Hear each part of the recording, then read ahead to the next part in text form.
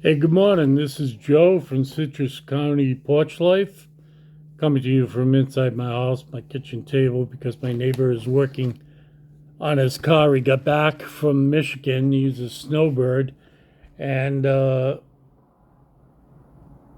not exactly a snowbird, unless he goes back. But last year he had a trailer, went home in a trailer, dumped that, I think, got a big black car, and now his home car, which hasn't been used, was out during a hurricane.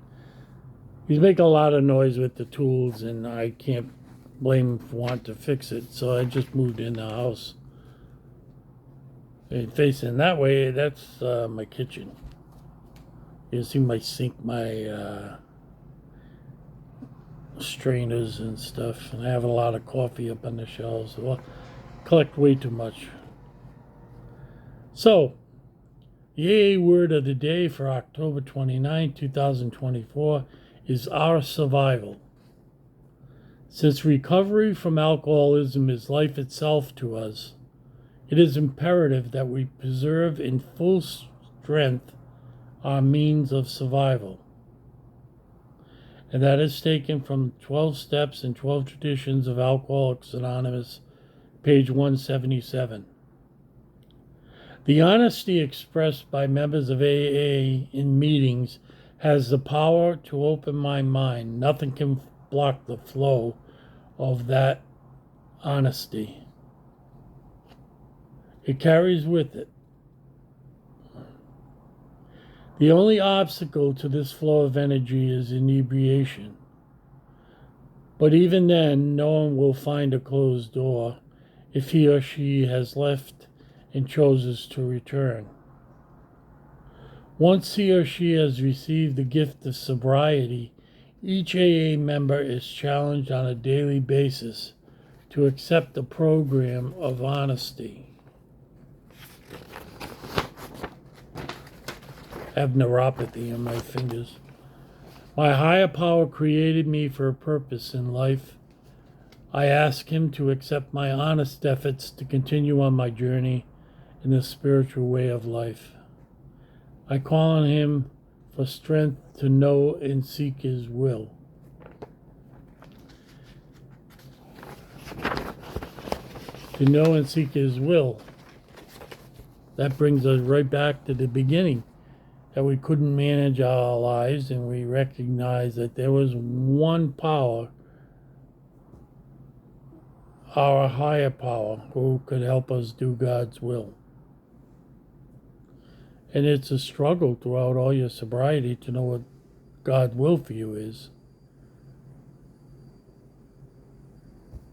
But it's very easy to see what it is not. And it is not drunkenness, alcoholism, or inebriation. That is not the will of God for any person.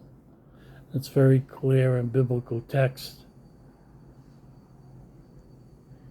And if this is, I still sometimes wonder what happened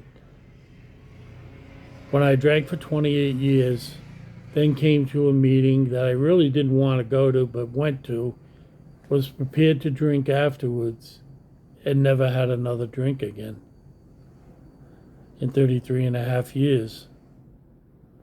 How did I change that instantly?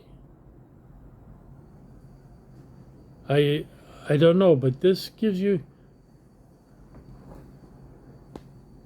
a little hint at what it could possibly be. The honesty expressed by members of AA and meetings has the power to open my mind. Nothing can block the flow of that energy. And that, all the studying I did, all the talking I did to people I thought were alcoholics, nothing did it. But going to the meeting did. And I have not had a slip.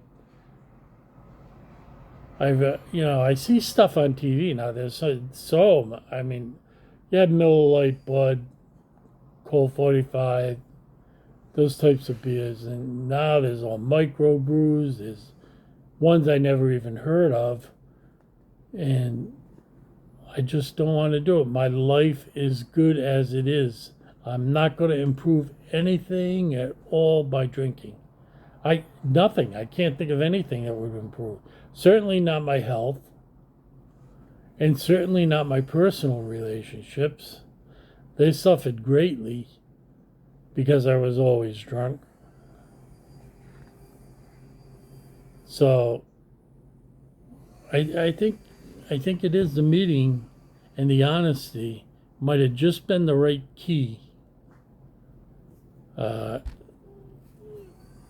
You have viruses, and how do they get in and use the cell contents to replicate? Well, they can line up just right, get that in there, and then take it back into their own, and they duplicated your DNA or RNA, and pretty soon the virus multiplies, and you've got viral pneumonia. But sobriety can be the same way. It's got that key that fits in just right, the honesty of the program, to open up sobriety to everyone. That's a wonderful concept. It gives you great hope because everybody has a chance of being honest. We all have that key somewhere on us. So God bless. Have a good day.